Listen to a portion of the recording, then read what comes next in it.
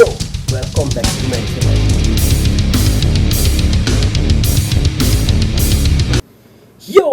to my channel. Hey guys, jumpa lagi sama Abi Clay.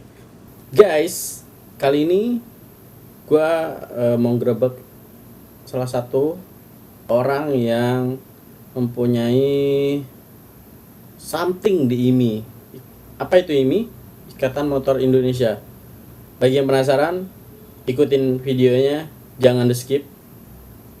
Dan selamat menonton. Sampai jumpa di lokasi. See you. Halo guys, ini gue udah sampai di rumahnya Ak Dendi nih. Jadi gue penasaran banget nih sama Ak Dendi ini sebenarnya siapa sih dia? Yang penasaran, tonton terus video gue sampai habis, jangan di skip. See you. Hello guys, welcome back to my channel. Dan ini gue udah ketemu sama Ak Dendi nih. Ak Dendi, gimana, apa kabar? Nah, ini Ak Dendi yang bikin gue penasaran di Instagram. Ini ada beberapa pertanyaan Ak Dendi. Jadi saya tuh penasaran nih dengan biografi Ak Dendi di Instagram tuh.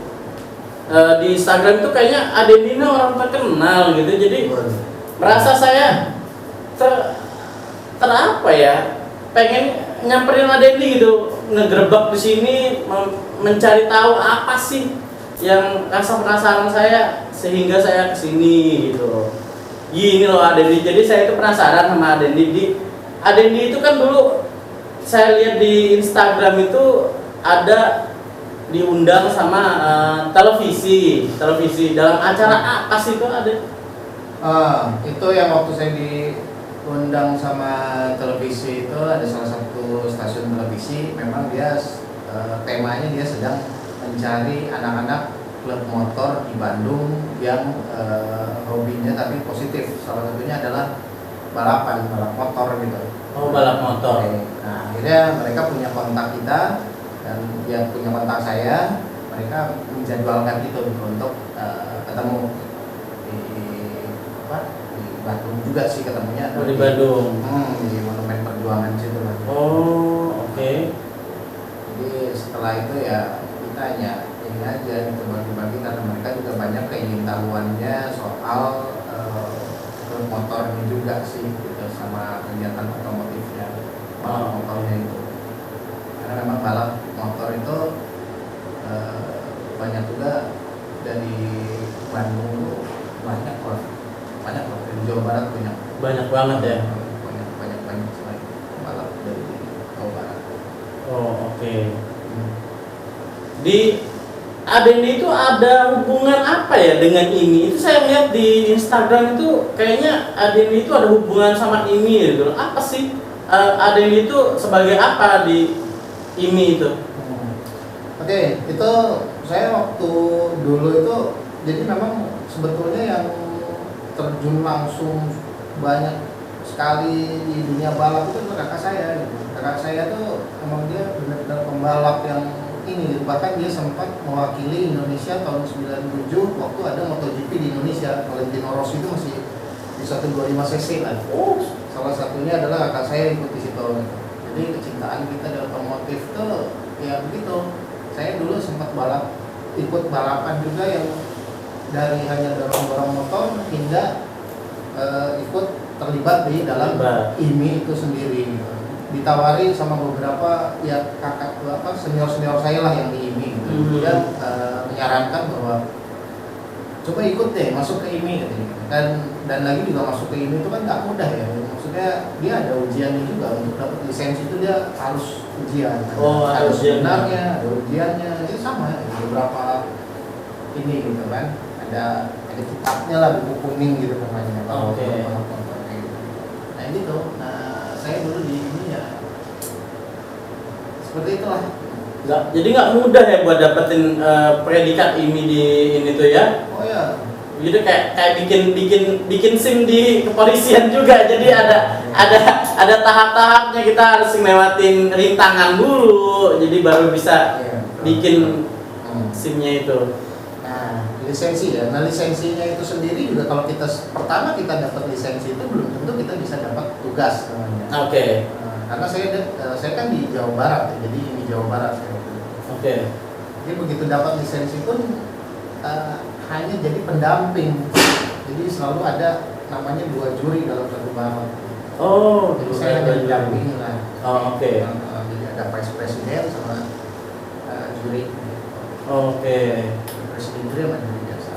Oh, jadi dulu Aden itu sebagai juri gitu ya? Ya, benar, sebagai juri saya dulu. Jadi ya kalau di dunia balap motor itu dalam balapan itu yang paling tinggi adalah itu jabatannya. Oh, Paling tinggi. paling tinggi itu juri ya? Juri. Oke. Dia yang menentukan dalam segala semuanya. Mantep banget. Ini Aden ini sebagai juri itu dapat predikat yang paling tinggi di dunia balap, guys.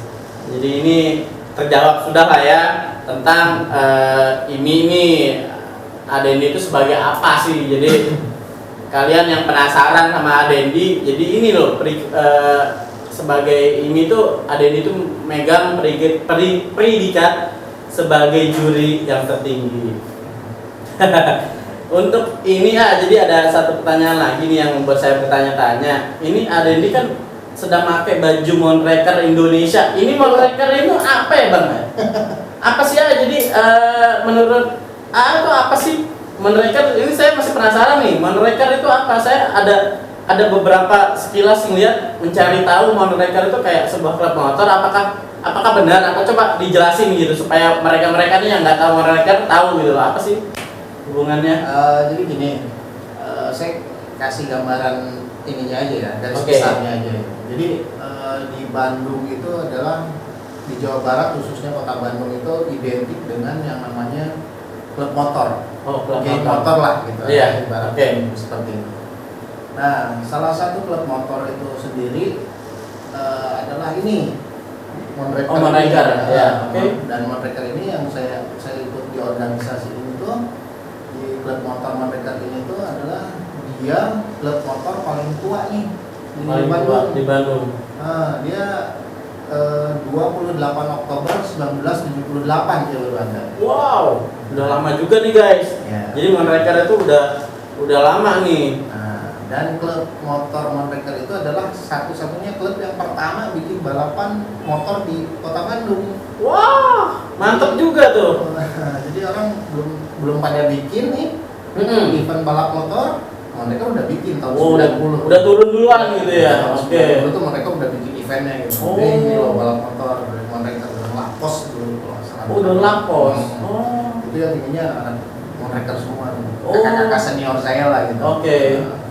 Dan ya memang itu dia nyambung jadinya karena organisasi yang saya ikut ya klub motor yang saya ikutin ini adalah hobinya sama balap gitu loh. Di balapan motor itu sendiri gitu.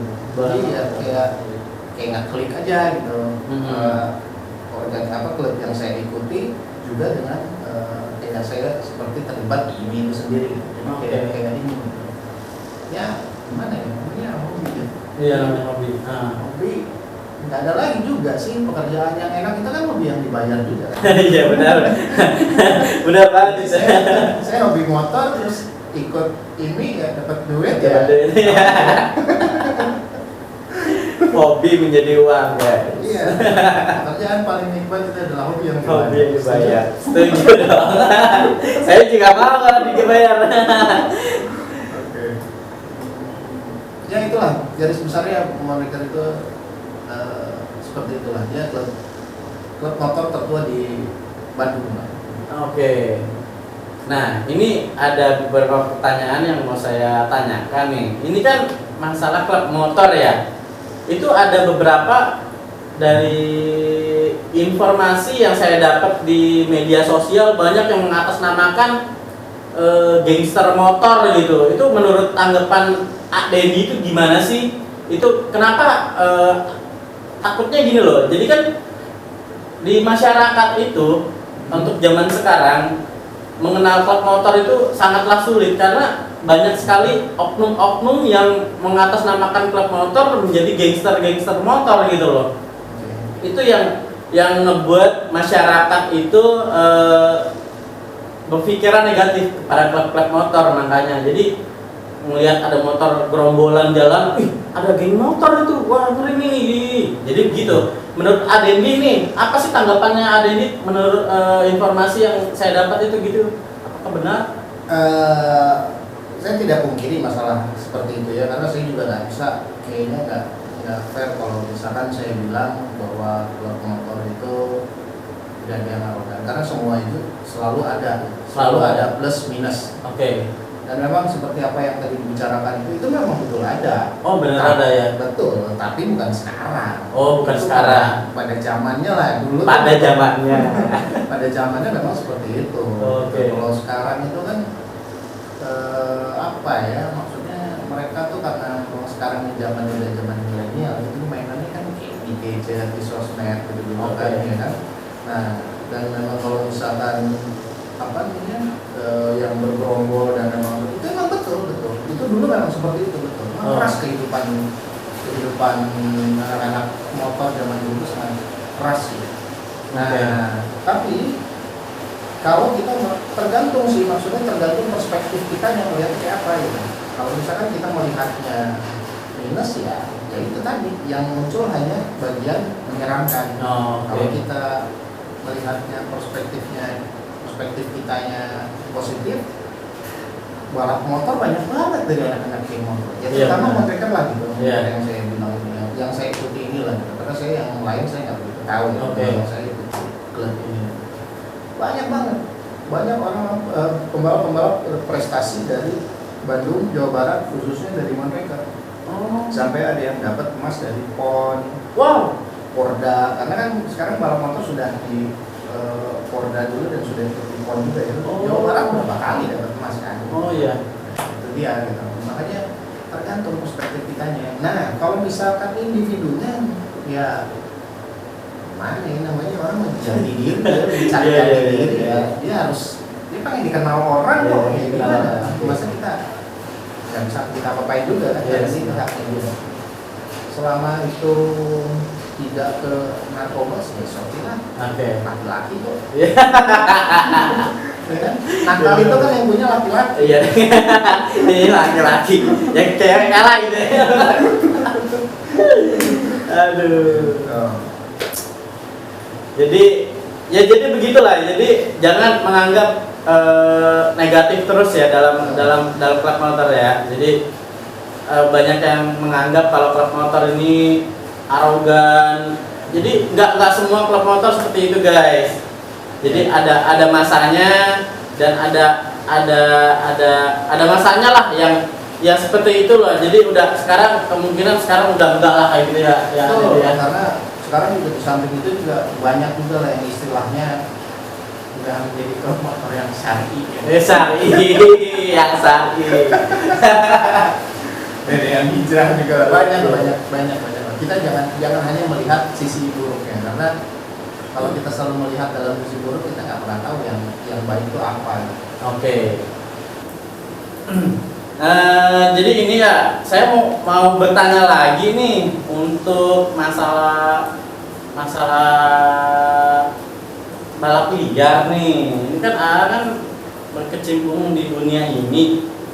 Itu menurut AA itu gimana sih balap liar yang ada di Indonesia pada saat ini? Karena banyak sekali anak-anak kecil, anak-anak muda yang menggeluti di dunia balap liar gitu. Buat kedepannya gimana sih gitu? Nah itu tadi kalau misalkan yang buat balap liar kayak gitu, kalau ada orang-orang yang hobi balap liar itu juga kita nggak bisa salahin 100%, tapi setidaknya kita juga sebagai bersama pengguna jalan juga ya baiknya sih mengingatkan mereka gitu supaya nggak usah balap liar lah, karena kan yang balap resmi juga malah lebih enak lah ya gitu. Dia dapat podium gitu kan, ada trofi, dapat uang pembinaan, itu kayaknya lebih enak aja gitu. Nah bagusnya sih mungkin ya, bukan mungkin sih, maksudnya bagusnya memang harusnya memberikan sosialisasi nih kita yang paham di dunia tersebut tuh ya, berikan sosialisasi, karena terkadang mereka itu balap liar seperti itu tuh nggak semua orang juga berani di sirkuit gitu. Oke. Ada juga sih memang mungkin yang pernah balap di sirkuit dan akhirnya dicoba kayak gitu, belum ada lah itu, mungkin juga ada ya, tapi yang jelas kitanya aja ngasih pendekatan sama mereka, pengertian lah gitu. Oke. Pengertian bahwa ya ngapain balap liar sih gitu kan, kalau selama balapan resmi itu ada kan, ada wadahnya ada, ininya ada gitu, gampang lah gitu. Dan lagi juga dia kalau misalkan ikut masuk ke IMI itu sebagai pembalap itu dia kan bikin KTA tuh. Oh, kata anggota ya? Ya, KTA ini nanti udah KTA ini itu kalau untuk pembalap dia bikin KIS gitu kan, kayak kartu izin start gitu kan. Oke. Nah itu selama dia balapan di dalam event itu dia di cover asuransi. Oh, ada asuransinya ya? Asuransinya di KIS itu sendiri, sama kayak SIM juga orang banyak yang nggak tahu supaya Iya, kita iya. di cover asuransi. Cover asuransi. Nah KIS itu termasuk seperti itu, kartu izin start lah. Oke. Pembalap itu harus punya KIS per tahun ya KIS-nya. Nah itu di cover asuransi ya, kurang apa enaknya coba kan, daripada dibanding Balap liar, jatuh, iya jatuh terus bingung mau ngapain, gambar sendiri gitu Iya, kan. iya. Terus ya nggak usah deh gitu Nggak usah ya? Ya kalau bagus sih nggak usah lah gitu, karena ya apapun juga yang tidak terarah itu kan ya nggak bagus. Benar sih.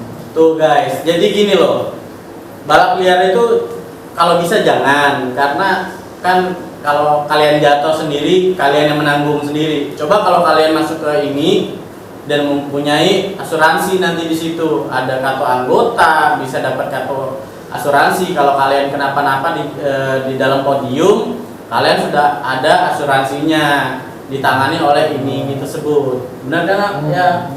Jadi dalam satu balapan, kalau dalam satu balapan resmi itu misalkan dia ada apa-apa tuh emang di cover sama asuransi. Nah, dengerin tuh. Jadi buat kalian anak-anak muda, mending langsung aja masuk ke ini. Jadi supaya biar jalur-jalur positif yang generasi milenial ini terarah gitu loh.